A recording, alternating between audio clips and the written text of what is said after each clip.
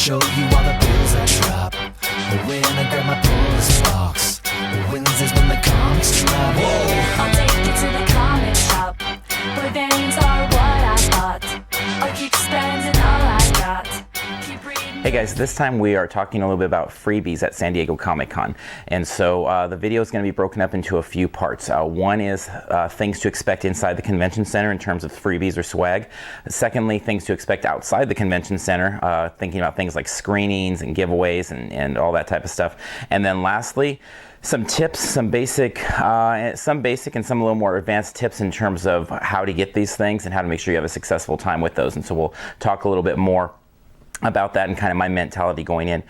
For me personally, getting the freebies is it really is the thing I look most forward to at Comic-Con, and I'll get more into that in the tips part, but it's something we dedicate a lot of time and our interest in, and we pull a lot of cool things out of the show. So anyway, let's start out a little bit talking about kind of the floor and how things are laid out a little bit. And so what we're going to do is hit on some of the major spots where you can expect freebies and the type of freebies from there. So first off, just in general, just about every booth you go to is going to have tons of buttons, and so we're not going to get too much into that because there's not usually too much exclusivity to those.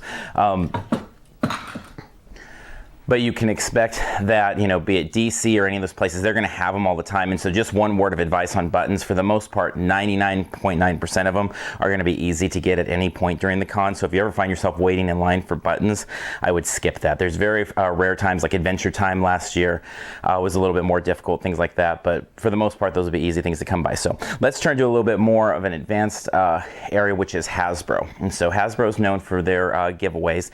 And the way they do things is they have in the mornings and then periodically throughout the day different things, posters. They had from the Creo line, they had Transformer figure, things like that. Some of the things are a little bit rare and harder to get. They've done the Star Wars card backs a little bit, but for the most part, most of the stuff is pretty easy to get. The Galactus hat, things like that. What can be a little bit more difficult there is the signings, and so something to keep an eye out in the mornings of each day. And you can go on to Hasbro.com to look at their schedule or things like that, or follow them on Twitter.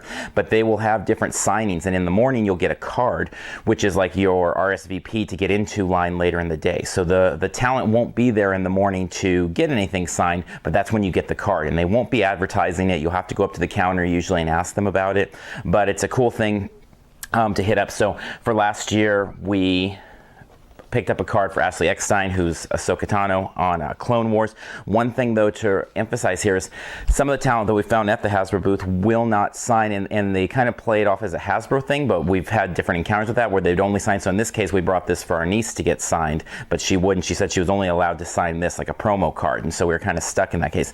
Same convention, different experience though. Larry Hama, we had bought this figure and got it signed by him, and he had no problem signing things, and we brought comics there, things like that. He had no problem signing things that were not promotional material. So that being said, usually all the Hasbro signings have something that they're giving away that they'll sign, so don't worry about bringing anything unless you want to.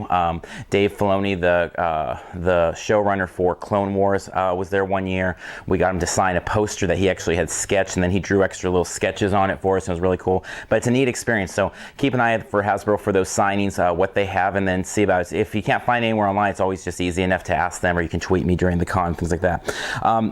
Very similar format, Mattel. Mattel, you may have seen the Starro masks before. They did the Moss Man, He-Man deodorant. They always do Batman buttons, Back to the Future stuff, things like that. And so they do a lot of really easy freebie giveaways, little wrestling figures, things like that. But again, just like Hasbro, they'll have signings. And so when you come by, make sure to look, and I usually find the person that has the cards will be holding them kind of down like this, and you just kind of almost have to look at people's hands to see if they have something in their hands. They have signings for wrestlers, Robot Chicken, Jeff Johns has been there, Jordan Hembro is going to be there this year. And so again, very similar to Hasbro, you're going to get a card for a later signing. So a lot of times people will show up at 12 or 1 and see somebody signing there and want to get in, and they can't, and they'll say, oh, well, we gave those out earlier, and that's how. And so it's almost like they're doing it as a kind of a secretive thing. So be aware of that. There'll be a lot of easy freebies, but the autographs will be kind of a hand thing. Lego, one of the biggest things, we get questions every year about how the Lego giveaways work. And Lego, if we're going to go with what they did last year, is what we'll stick with, was very simple and very straightforward and very nice. It was luck of the draw, which I'm never a fan of lotteries, but that being said, it was very simple. And so the way it worked is there was a big line, and sometimes there wasn't even that big of a line, but there was employees with scanners. They scanned your Comic-Con badge. At the end of the day, you come back and check if your name's on a list. They gave 4 minifigures away the last, I believe, 2 years, now 3 years maybe. And so it'll say your name. And so, for example, for us, we won Captain Marvel, and we actually won Venom, but then we traded for Bizarro from somebody there. And so my wife won one, I won one, and it was a really, optimal situation. The only thing to be aware there is with, hopefully they'll change it this year, but the board where they have your name and number is tiny. And so everybody was like standing around, hoarding around, or huddled around these little boards to try and find their name and number. And then you'd get in a line, and then you'd get your figure. One thing to be aware here, Lego has a huge market on eBay and just in the scalping market in general. So just be aware. Make sure to take care of your figure, and if you want to trade it, that's fine or whatever, but there will be people probably after you get it that'll offer you money for it. And so in our case, these 2 figures were going for $400 each during the con, and they settle to around $200 or so now, but they're very valuable little mini figures there. And so it's a fun little giveaway. Definitely don't forget to check back at the end of the day. Lego also will often have creators there with different posters to sign, things like that. They do a lot of cool little things like that, but most of them are pretty organized and pretty simple. Which kind of brings us to CBS, which is sometimes very organized and simple and sometimes a real mess. And so CBS has changed a little bit in the last few years with their signings. As their signings have gotten more popular, it used to be a very simple process of just, there was a booth, you go right in. I remember when you were getting LL Cool J's autograph, and I was just passing by to find my wife, and it was just like, oh, there's a line, I'll just get in, and 10 minutes later I was out. But as with everything at Comic-Con, it's gotten busier, and so you have to keep an eye on what's going on at sales. It's good to ask the employees there what's going on with signings. So last year, a good example, Mark Echo was there with a special Dexter shirt that he was signing. So you would get the shirt, you'd get to meet Mark Echo, he would sign your Dexter shirt. We were upstairs in sales just taking a break, and we see people lining up, and we're like, what's that? And anytime at Comic-Con you see in a line with 5 to 10 people, you're like, I probably should get in that. So we went over and asked, and it was a Dexter signing. And so we got in line, came down, got the shirt, got it autographed, met Mark Echo. And it was one of those cool things that only happens at Comic-Con. Didn't go into it with the goal to meet Mark Echo, but being able to do that was a cool thing. So keep an eye for that. There's other things though, like just random smaller giveaways, a lot of Sharpies, things like that you don't have to worry as much about. But also they'll do bigger things. And so one of the biggest prizes they've had over the years was they did a collection of Star Trek watches. And so these were really difficult to come by. And there was a total of 4 of them throughout the couple days of the con. And so it was something where they wouldn't queue you in on times. You really had to be stalking and watching. And so just like panels, just like exclusives, if you want to get the best swag, you have to dedicate time to it. So there's not necessarily always a magical formula. So for us to get all 4 colors, it was just every time we went by the booth, we were keeping an eye out, and we were constantly watching, and we would ask questions, and maybe sometimes they'd give us a little hint and say, oh, check back around 1 or things like that. But in the end, we wanted all 4 colors, and we worked hard to get them. And I don't know anybody else that got all 4 colors. I'm sure there were many people, but for us that was like a huge achievement. It's cool to have these, and this is the type of swag a lot of times people will be dismissive because they think it's all just pieces of paper and silly stuff like that. But the watches I've had, I believe, for 3 years now. I change them out, keep them on display, wear them different colors, things like that, and they're nice. I mean, it's a nice quality item that we're able to pick up there. So keep an eye there at CBS. Getting over to Marvel. Marvel is known really for 2 things. One, having a consistent brand of good giveaways mixed in with the usual junk that everybody has. And that's just something, all the booths are going to have junk too. But having some good giveaways in there, but also having a real mess around, and a lot of people cutting lines, and there not being much line regulation, and a lot of, you get to the front of the line, we're out, and then 5 people behind you as you walk away, all of a sudden they give it to them. And so you just have to know you have to be really patient with Marvel, and it is what it is. They did the series of nice posters for the Avengers last year with Hulk and Hawkeye and the whole crew, and those were cool. And that was a tough one to get all the guys together. They've done things, the 3D glasses, which are really cool just to have. They have Iron Man, Hulk, Cap, USB. This is one of my favorites. This is from about maybe 4 or 5 years ago though, but the USB Stark Industries drive, and then your swipe card for Stark Industries. They've had the eye patch for Nick Fury. They're really good at trying to find something that kind of is unique and is going to stand out on the floor beyond just the posters and the comics and the buttons and things like that, and that's always really cool. Also in the mornings, often they'll do drawings for posters and being able to meet people. So in this case, my wife was able to she was chosen, got the golden ticket to meet Jon Favreau and get this Iron Man poster signed, which is really a cool experience because obviously Jon Favreau is not somebody that you see signing much of anywhere, and to be able to meet him at Comic-Con, get an exclusive Comic-Con poster from Iron Man, which kicked off the whole Marvel empire of films, was an awesome opportunity. And so it's really good, again, to be diligent about looking around what's going on. It's only going to be messier than ever this year because of the Marvel Shop booth that they're going to have mixed in with everything else, and they're also signing people up for online subscriptions. They're doing the Marvel giveaway hour, which is an absolute mess every time, and if you're under 6 feet tall, good luck. That's actually where I got this shirt from, and I got this actually maybe like 5 minutes after the con ended on Sunday, and it was a shirt I'd seen throughout the con a couple times and thought it was really cool, and it was just a matter of standing in a group and just holding your hand up and hoping eventually you can reach something. I would encourage you to have the Marvel app on your phone, because there's oftentimes when they do the giveaway hour that they'll say, okay, who has the Marvel app? And you just pull it up and show it, and that'll, maybe get you an extra little piece of swag or something. But they have some great giveaways, lots of shirts and things like that. But definitely a competitive spot and a really tough, frustrating spot. In fact, if you're not going to do Marvel swag, just stay away from that whole booth in general. Which takes us right across the way from them, the DC booth. And the DC booth is known for having lots of buttons, lots of comic books. You don't need, those should all be easy things. If you're ever standing in line for buttons or comics at DC, which a lot of people do, I wouldn't. Any of those comics you can get out of a dollar bin, just, down a couple rows away if you really want them. It's not worth your time. Free comic book day, places like that, so it's not worth it.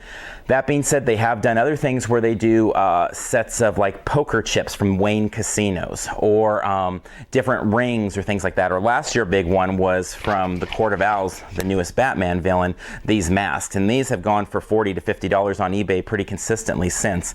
I think they're even going for $80 around the time of the show. So these were really tough things to get, really cool giveaways. And so they would just bust these out every while. Follow them on Twitter. Sometimes they'd give a queue there. We actually picked up some of ours in the panels, and so that's obviously a whole different place to pick up swag. We don't really go too much into being in panels for the fulfillment room ones, because those are things, to be honest, we don't recommend going and dedicating an hour to the fulfillment room just to get that little piece of swag. There's better ways to do it, to trade, buy it on eBay or whatever, to dedicate that much time. Another cool thing, like others with the signings, different at DC though, they do not do signings with any sort of tickets. So this is just kind of a first come, first serve, jump in line type of thing. They're usually good about having a board of when their signings are, so you can look for, so we knew Sandman, which H. Williams was going to be coming around, and so this is actually coming out this year, but last year they were doing this print, and it was awesome to get this picked up and to go ahead and grab that print and get him to autograph and sign it there.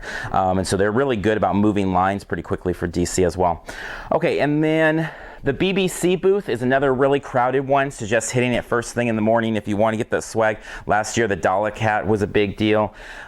They've had the Doctor Who bags, kind of like the WB bags, but Doctor Who specific ones. Those have been big.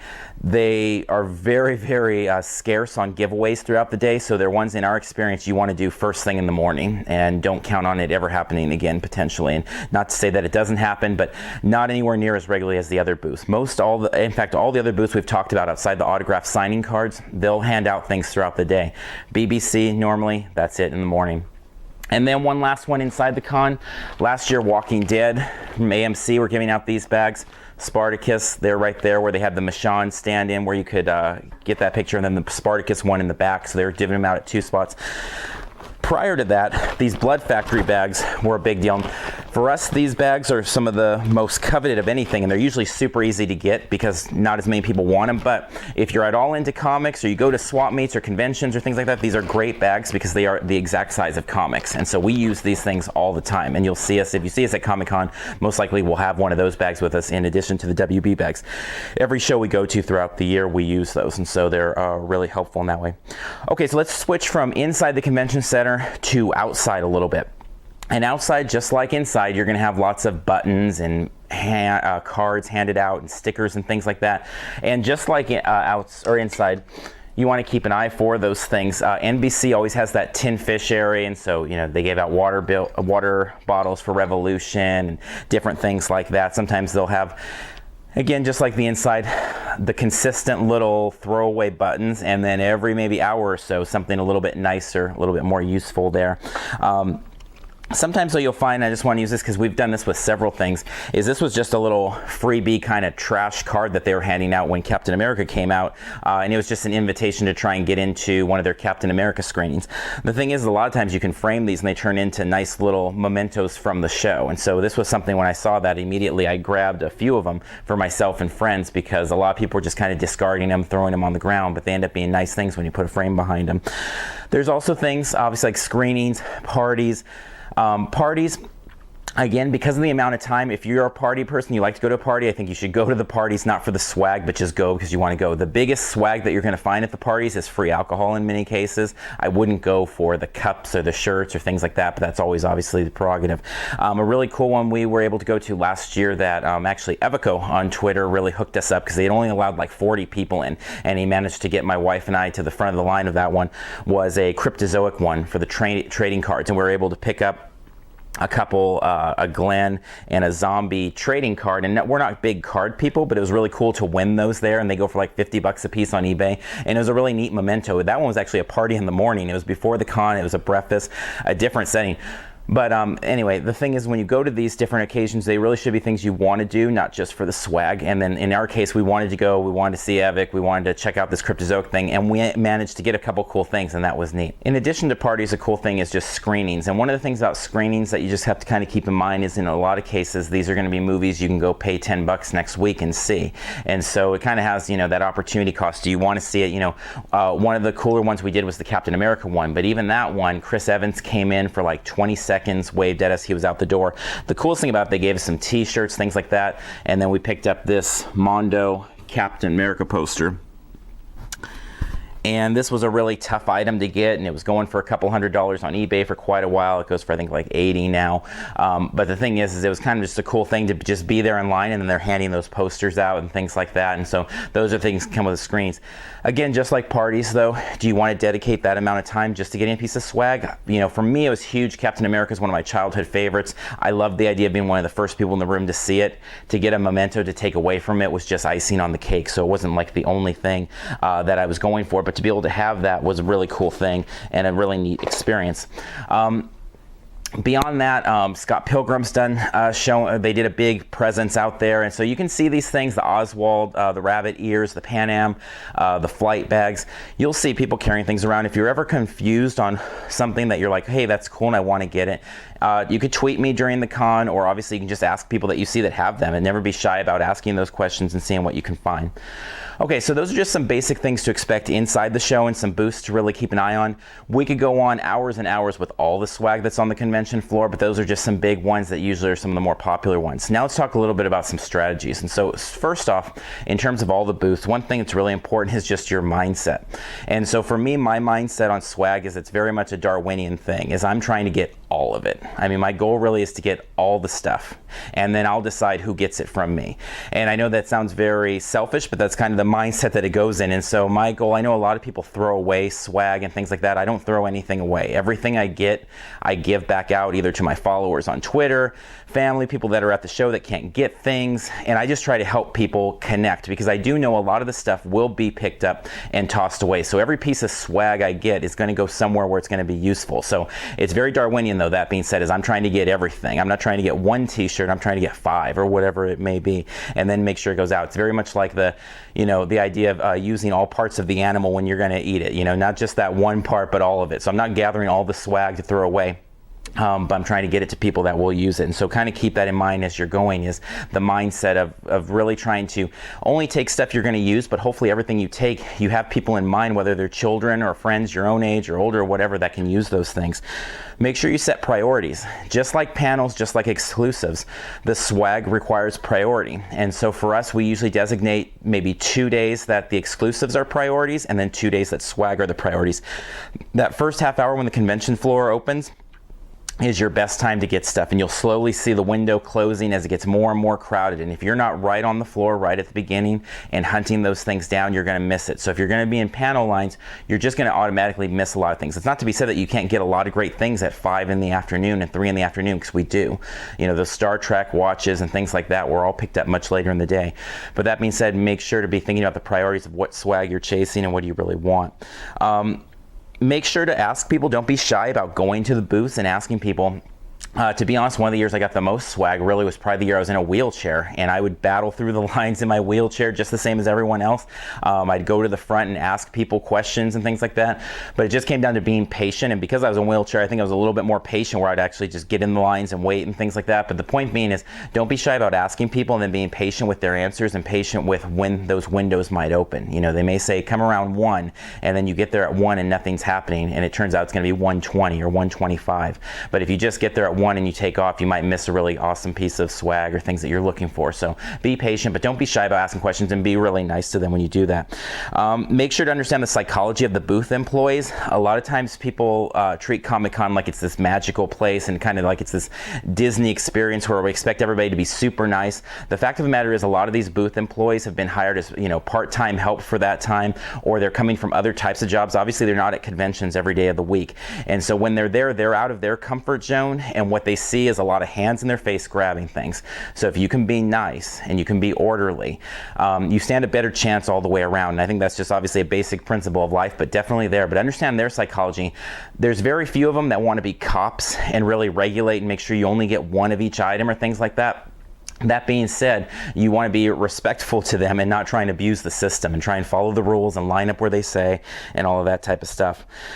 Ideally, you're working in teams, and what I mean by that is that you have a partner, you know, whether it's your significant other or friends or whatever, where you can, you know, tag team these things. And it's like, okay, I'm going to go to the Hasbro booth, you go over there to Mattel, or you go get in line for the panel, and I'll go get in line for the exclusive.